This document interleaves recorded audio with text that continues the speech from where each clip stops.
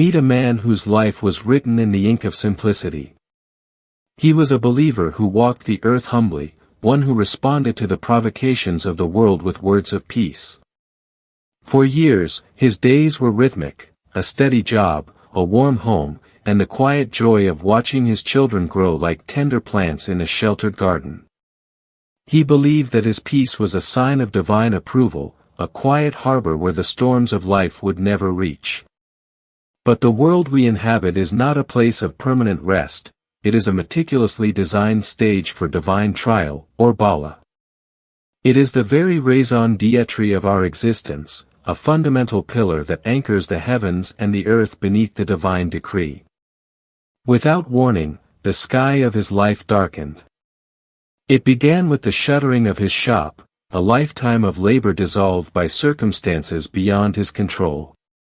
Then came the betrayal of a trusted friend, turning his dignity into a whisper of gossip in the marketplace. Finally, the greatest silence of all, the empty seat at his table where a loved one once sat. In the span of a moon cycle, he was reduced from a man of means to a man of memories.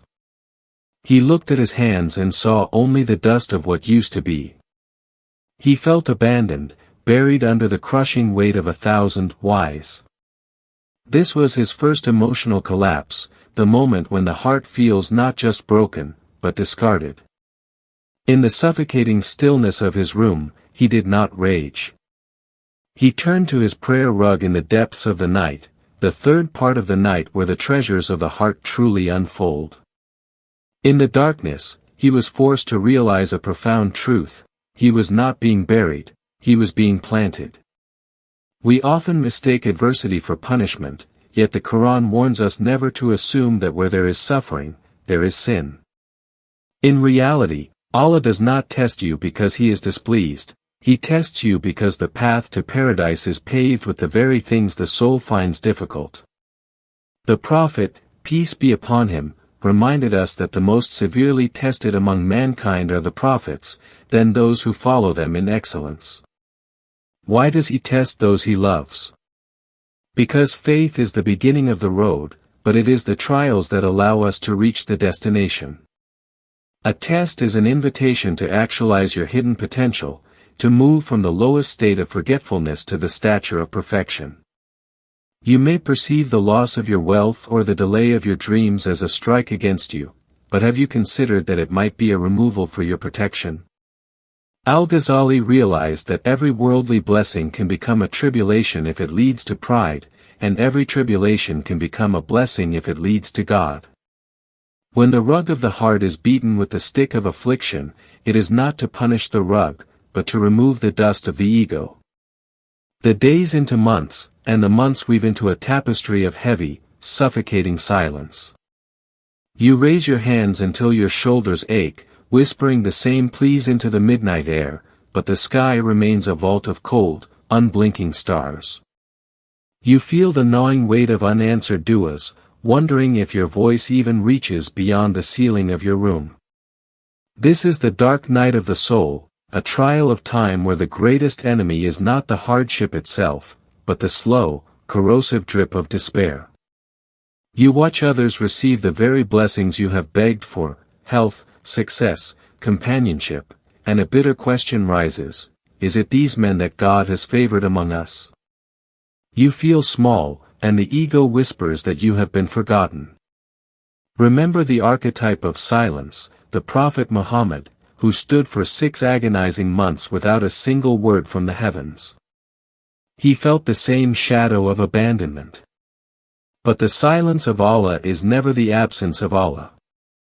As Al-Ghazali realized during his own crisis, there is a divine compulsion in the silence that forces the soul to collapse its self-reliance until only God remains. Perhaps your Lord has delayed the answer because He loves the sound of your crying. He knows that if He satisfied your need instantly, you would return to the idle play of a world that can never truly nourish you.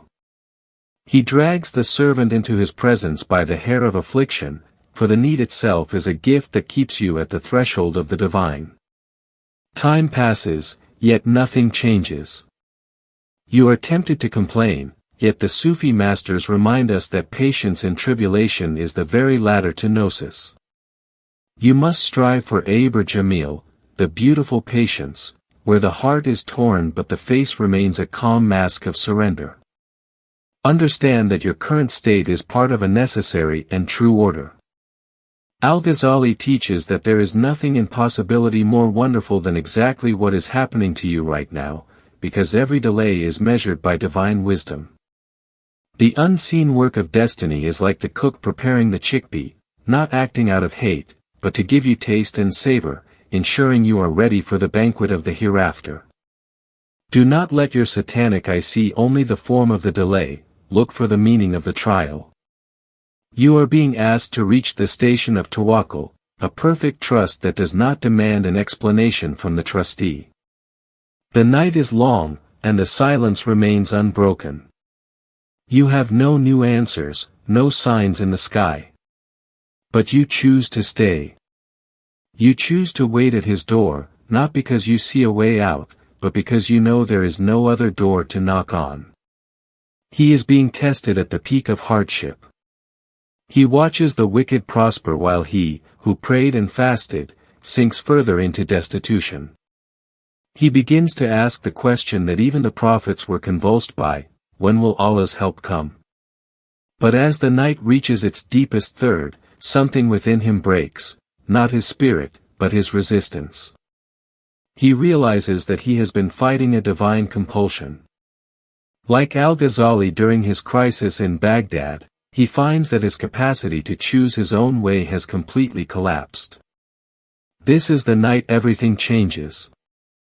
He stops asking, "Why is this happening?" and starts asking, "Who do I belong to?" He drops the ill-balanced load of his own free will, realizing that his own planning was the very veil that hid his Lord from him. On his knees, in the stillness that the night was designed to provide, he offers an honest dua. He stops asking for his shop back. He stops asking for his gold to return. Instead, he cries because he has nothing left but the caller. He whispers the prayer of the broken: "O Lord, I am truly in need of whatever good you may send down to me." In this final surrender, he learns the most profound secret: when Allah wants to raise someone, he empties their hands first. He restricts the provision not to humiliate, but to ensure the servant does not return to idle play. The sincerity he feels now is a sincerity born from pain. He no longer worships God for the sake of the blessings, but for the sake of the benefactor. He is like the chickpea that has stopped leaping from the boiling water, realizing the heat is not his enemy, but his architect. There is no visible miracle yet. The walls are still bare. But as he rises from his prayer mat, the shaking has stopped. He does not know what tomorrow brings, but for the first time, he is content to not know. He is still in the dark, but he is no longer alone. Behold! Allah's help is indeed near. The night is often at its heaviest just before the first light. Our traveler remains on his prayer mat, but the suffocating weight has lifted, replaced by a strange, quiet serenity. He has discovered the worldly paradise, the station where the heart finally connects fully to its maker.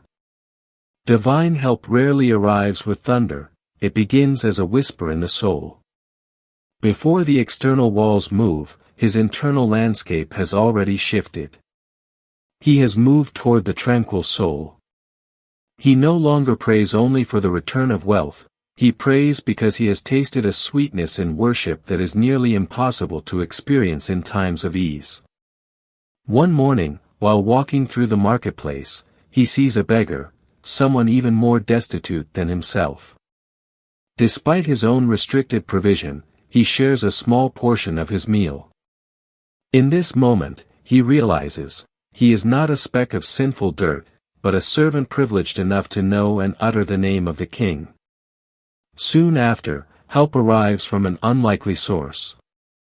A man he once considered a rival approaches him with a humble job, far below his previous station, yet a door where all doors seemed shut.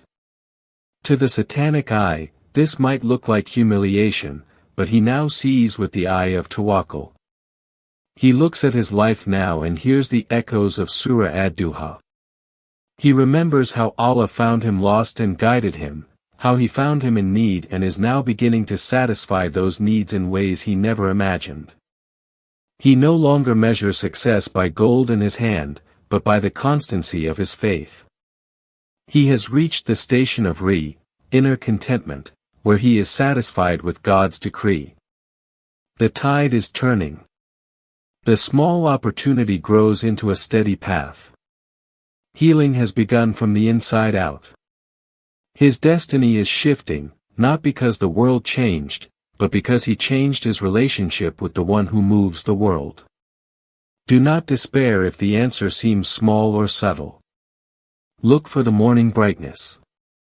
Your Lord has not taken leave of you, nor does he detest you. The first sign of relief is the peace you feel in your chest while the storm still rages outside. Stand firm, for the architect is at work, and Allah's help is indeed near. The sun rises now over the landscape of a heart finally at rest. The man stands in the doorway of a life that has been rebuilt, though the architecture is different than before. Stability has returned, but it is no longer the brittle security of a man who trusts in his own power. It is the worldly paradise, a station where the servant is satisfied with God's decree.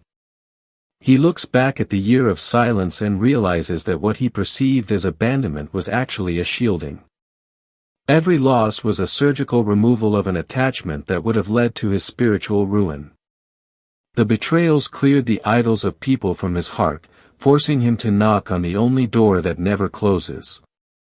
He no longer asks, "Why did this happen?" but rather, "What did this allow me to become?" He understands now that Allah never delays a response without hidden wisdom. Patience is not merely waiting, it is the beautiful endurance of the burden for the sake of the beloved. If Allah had answered his prayers on his own timeline, he would have remained the same small man he was before. Life is better than he imagined, not because he has more, but because he requires less. He has found the hidden treasure within his own essence. The lesson of this journey is simple yet eternal: do not fear the fire that purifies you. Do not resent the hand that empties yours so it can be filled with something better. For your Lord has not taken leave of you, nor does he detest you.